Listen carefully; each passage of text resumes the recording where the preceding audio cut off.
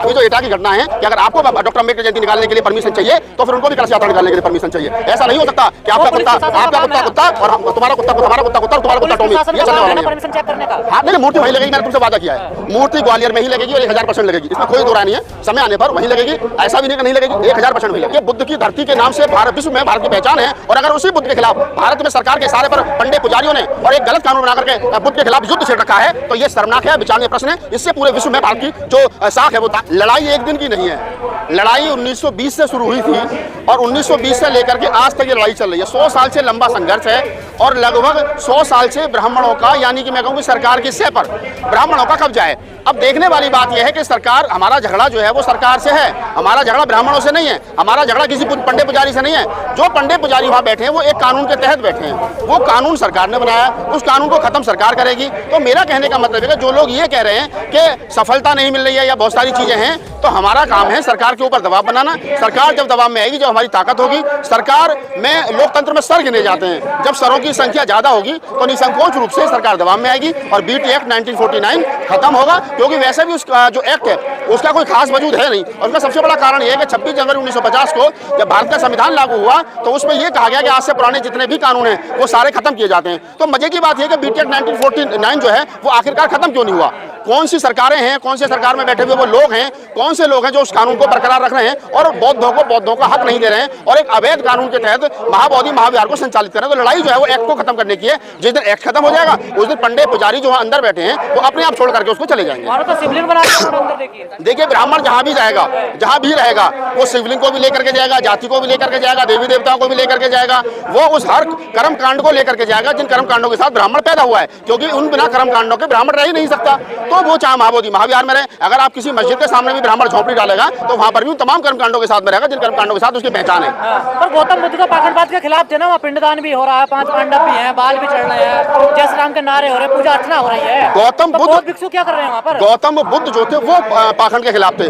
गौतम बुद्ध के बाद में जो लोग आए हैं वो गौतम बुद्ध की मूर्ति के सामने पाखंड करने लगे, तो इसमें गौतम बुद्ध की कोई जो वो थोड़ी है भाई। भगवान तथागत गौतम बुद्ध जो है वो पूरी जिंदगी उनका जो तर्क है वो साइंटिफिक कसौटी पर खरा उतरता है। वो कहते हैं कि जो बात मैंने कही उसे मत मानो, कसौटी पर, तर्क की कसौटी पर घिस करके देख लो वो सही है तो बुद्ध ने कही है, अन्यथा नहीं कही है। जो लोग भगवान बुद्ध की मूर्ति के सामने शिवलिंग लगा रहे हैं या और अन्य से कर्मकांड कर रहे हैं, घंटा बजा रहे हैं, वो बुद्ध का तो कहीं ना कहीं एक तरीके से मैं कहूँ कि बुद्ध के जो ज्ञान है, बुद्ध की जो शिक्षा है, उनका तो अनादर कर ही रहे हैं। साथ ही इस भारत की जो छवि है उसे विश्व के पटल पर धूमिल करने का काम कर रहे हैं, क्योंकि पूरे विश्व में भगवान बुद्ध के नाम से भारत की पहचान है। चाहे तो प्रधानमंत्री जी जाकर के कहें कि हम बुद्धा की धरती से आए, चाहे नीता अंबानी जाकर के कहें कमिंग फॉर बुद्धालैंड, तो आप समझिए कि बुद्ध की धरती के नाम से भारत विश्व में भारत की पहचान है। और अगर उसी बुद्ध के खिलाफ भारत में सरकार के इशारे पर पंडे पुजारियों ने और एक गलत कानून बना करके बुद्ध के खिलाफ युद्ध छेड़ रखा है तो यह शर्मनाक है, विचारणीय प्रश्न है। इससे पूरे विश्व में भारत की जो साख है वो दांव में लगी है। विरोध क्यों नहीं करते हैं वहाँ पर जब ये सारा पाखंड हो रहा है? देखिए क्या है, मैं आपको बता दूं थोड़ा सा कि जिन लोगों को नहीं पता है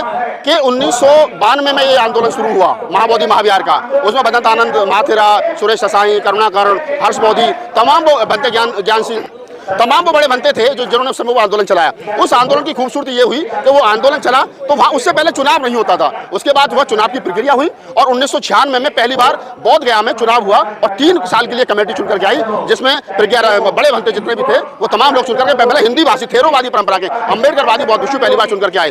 वो 2002 तक यानी 6 साल तक वो कमेटी में रहे। उसके बाद आंदोलन हुआ कि उसमें जो डीएम है वो उसका चेयरमैन नहीं होना चाहिए, 4 बौद्ध है, 4 ब्राह्मण पुजारी हैं, और जो 9वां डीएम होता है वो किसी भी बिरादरी का, किसी भी धर्म का हो, वही उसका चेयरमैन रहेगा। ऐसा नहीं था, जबकि कानून ये था कि अगर बौद्ध होगा तो बौद्ध नहीं बनेगा, हिंदू और उसको होना अनिवार्य है। तो वो एक कानून बना लालू जी की सरकार में, तो उसमें चेंज हुआ, बौद्धों की बात मानी गई कि वह डीएम जो भी होगा वो कम से कम अब हिंदू नहीं हो, हिंदू हो या मुस्लिम हो, सिख जो भी होगा वो होगा।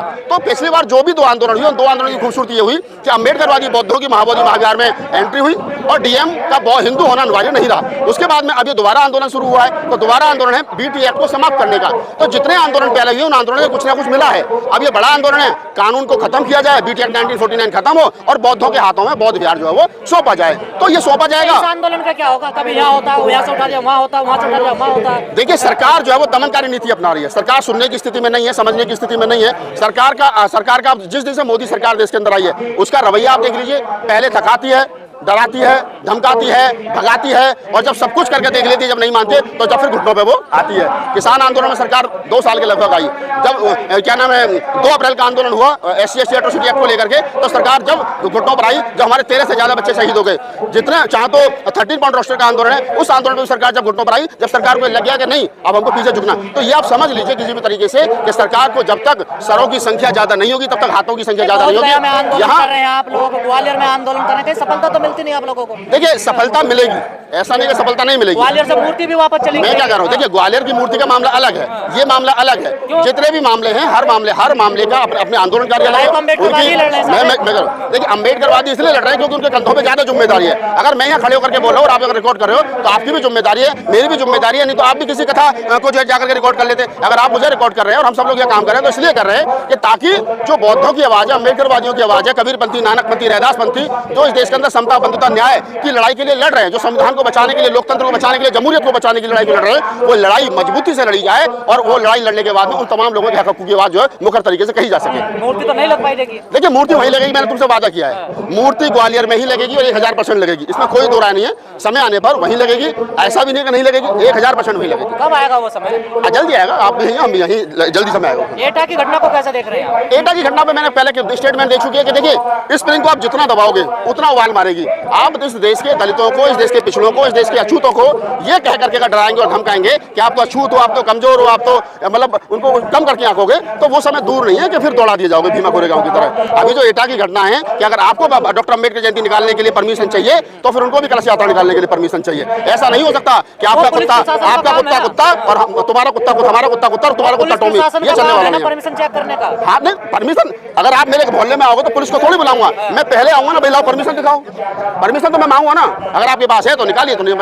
परंपराएं हैं, कई सालों से निकलती आ रही है ना, वो तो परंपराएं तो इस देश के अंदर सती प्रथा की भी थी, परंपरा तो इस देश के अंदर क्या नाम है बाल मजदूर बहुत सारी थी। परंपराएं तो ऐसी भी थी कि और विधवा हो जाए तो उसको शादी करने का हक नहीं था। परंपराएं तो ये भी थी कि और बाप की संपत्ति में हक नहीं था। परंपराएं बदलती हैं, गलत परंपराएं हमेशा टूटती हैं। संविधान का राज है, मनुस्मृति का राज नहीं। आप इस चीज को समझिए, जो लोग ये स्थापित करना चाहते हैं किसी भी कीमत पर कि हम बड़े हैं, हम क्या नाम है, हम सामंती हैं, हम ब्राह्मण हैं, हम क्षत्रिय, हम वैसे हैं, लेकिन हम कह रहे हैं कि हम इंसान हैं, आप भी इंसान हो और संविधान ने हर एक इंसान को इंसानियत सिखाई है। और अगर कोई इंसानियत का दायरा तोड़ करके जानवर बनने की कोशिश करेगा तो उसे इंसानियत सिखा दी जाएगी। अभी तो ये टेलर है एटा की घटना, आगे भी कहीं आपको या बुलंदशहर की घटना, जो ये टेलर है जुनेदपुर की घटना जो है, अगर दलितों को ज्यादा डराओगे धमकाओगे तो फिर ज्यादा अच्छा जवाब दिया जाएगा। जी जवाब तो दिया जाएगा, कानून के दायरे में रह करके दिया जाएगा। नहीं मानेंगे तो फिर और भी बहुत सारे रास्ते हैं। हम तो कह रहे हैं कि संविधान का राज है, आप अपनी बात करिए, हम अपनी बात करें, आपकी कथा हो रही है आप अपनी कथा करिए, हमारी बुद्ध कथा हो रही है हम अपनी बुद्ध कथा करें, बाबा साहब की जयंती पर आप भी फिर खीर पूरी खाइए हमारे यहाँ करके। और अगर आपको अपनी कथा में जो है कथा के बाद भंडारा करना तो करिए, इसमें कौन सी दिक्कत है। ये संविधान ने सबको आजादी दी है ना, आप मेरे घर में इंटरफेयर करना, मैं अपने घर में इंटरफेयर